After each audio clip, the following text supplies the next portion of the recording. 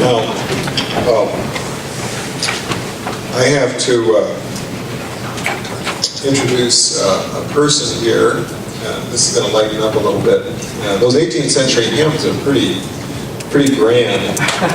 And Aaron, are you here? Come up here. And I hope this is good. Brother Dan Pelletier has been among us for a long time, and some of us have picked up on some mannerisms. Some people are very good at this. And so I've asked Aaron to actually introduce us to Brother Dan Pelletier, Reverend Dan Pelletier. Well, I moved here in '99, and I believe I met Dan and Kathy must have been in 2000. And I just started, I was doing some general contracting, and it was extremely just kind of piecemeal work here, there, wherever. I mean, I would take anything really if I could. And, just trying to pay the bills and whatever. So I invested money into an answering machine. If you guys remember what an answering machine is. It was just this device attached to the phone that recorded it. Anyway. So I start my business and I register with the state, and I'm kind of waiting on calls. I put an ad in the paper, and so I come home from work one night, and Amy says, "Somebody left a voicemail on the answering machine, and he sounds wealthy."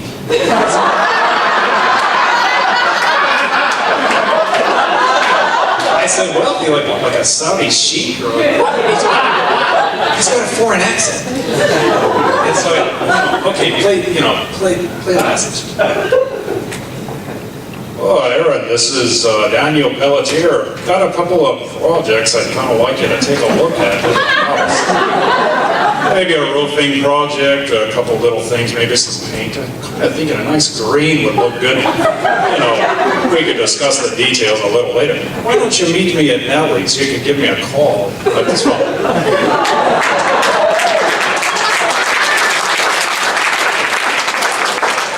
So I go to Nellie's Drive-In. This is now D&D Drive-In, and I'm looking for the Saudi sheik. It took me about 10 minutes of standing there, and Dan is sitting at a table, and he says, "Are you the guy I was looking for?" I guess I am. Are you the guy I'm looking for? I felt like we were doing a deal there, so I didn't. I appreciate Dan. He's tremendously. There's a lot of depth to his person. Very well known, of course, for the accent, which I just recently asked him. I said, "Where did this accent come from?" "Well, it was kind of tried over the years, maybe added to a little bit of poem too one time when I was kind of overcoming a few fears and speaking." "Okay, I understand. So this is you're not from some?" "No, not really." But Dan was always very kind to me. I did do several projects for him. I've always appreciated his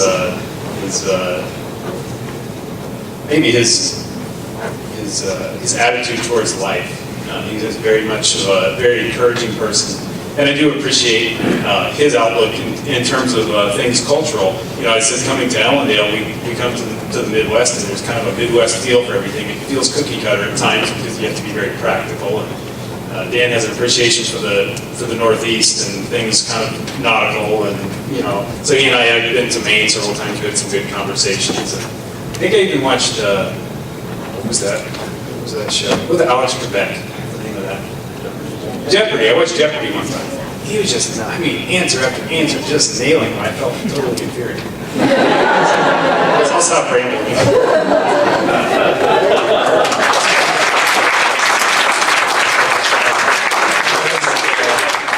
I'm going to ask for the real thing now.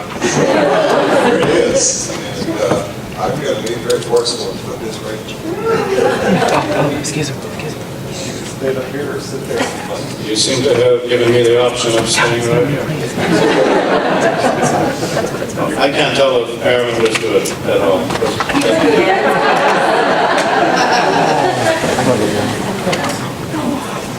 And there's another student, I understand, he's the champion of imitating.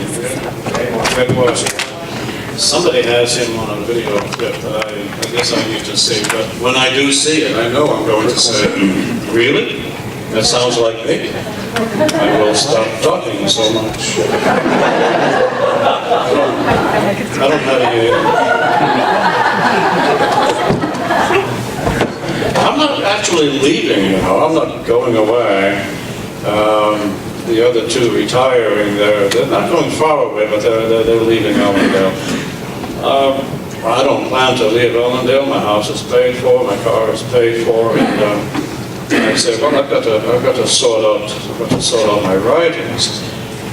My wife would tell you. Occasionally, I say to her, I have a new idea for something to write. I think she rolls her eyes. I think she sighs because these are all ideas, and I've got a number of things, as we say, in the works, and I think I can write. Teaching English so long, and I'm a journal writer for years. All my teaching years, I've been a journal writer, and I've got creative things.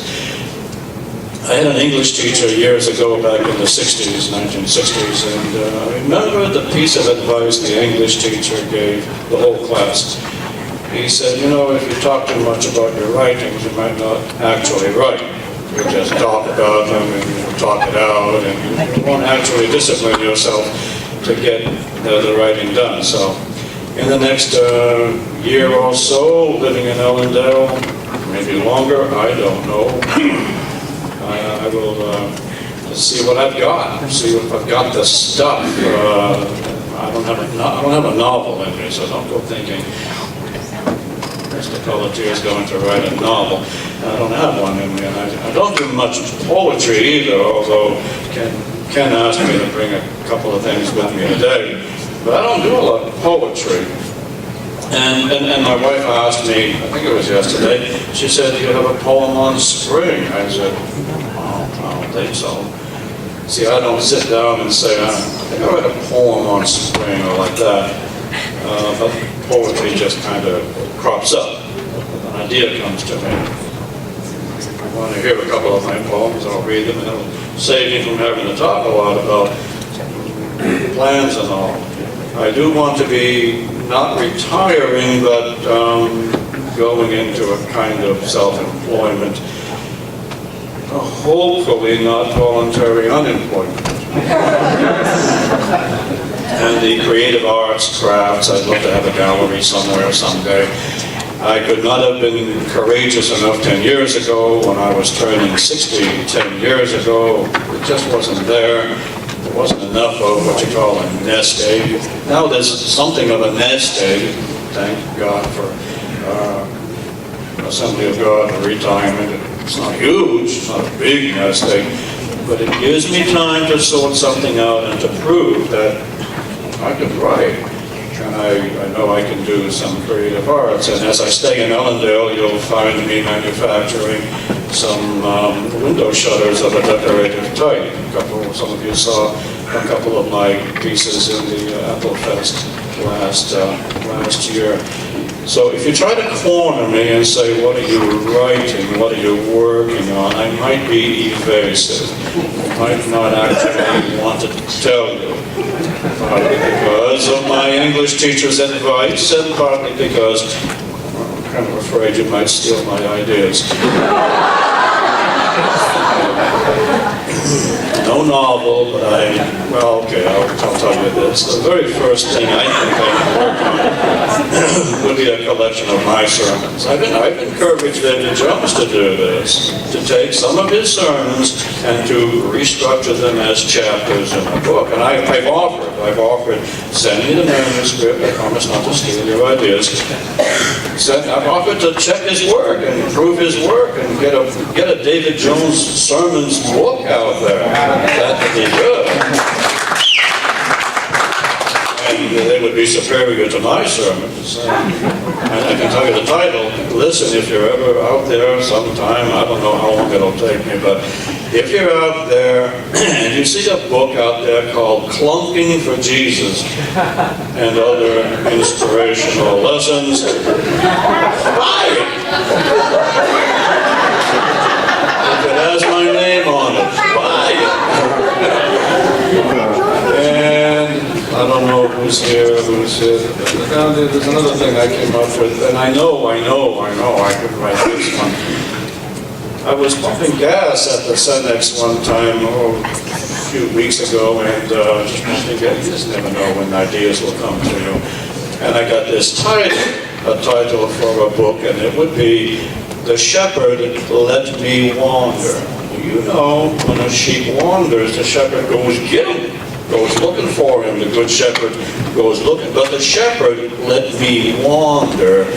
Subtitle, Reflections of a Strayed Catholic. So I think I can put that one together with a certain caution. I don't mind stepping on a couple of toes, but I don't want, Francis to come after me.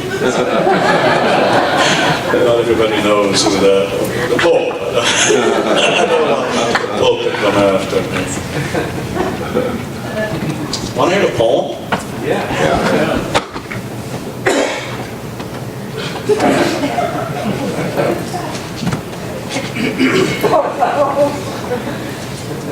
We better hope these aren't sermons. I bought 5, but I read 2 maybe, so. I think I will read you about I Am No St. Francis. We have raspberry plants in the yard. I put a series of 4 raspberry plants, and they gave us 10.5 pounds of nice raspberries last summer. In fact, I had some in my cereal this morning. I had some of last summer's raspberries. And so I'm checking the raspberries one day, and there's this little brown grasshopper in there. Honestly, I like brown, not ground grasshopper. I remember when I was young, I was particularly fond of brown pigeons. We see them, we saw them once in a while. A pigeon is a pigeon, and if they're white, they're doves. But there'd be these brown ones, and as a child, I was impressed because they were the unusual ones. I like brown grasshoppers, but it was in my raspberries, and I was thinking it's going to eat my raspberries, and so I killed it. And then I felt bad. Now, I don't go to compose a poem, but sometimes a poem sort of generates within me. And here's the poem. It's called I Am No St. Francis. Francis, pious, patient, picking raspberries early, finding the little brown muncher, might have said, "Good day, brother grasshopper. You do not eat much. We can share the berries."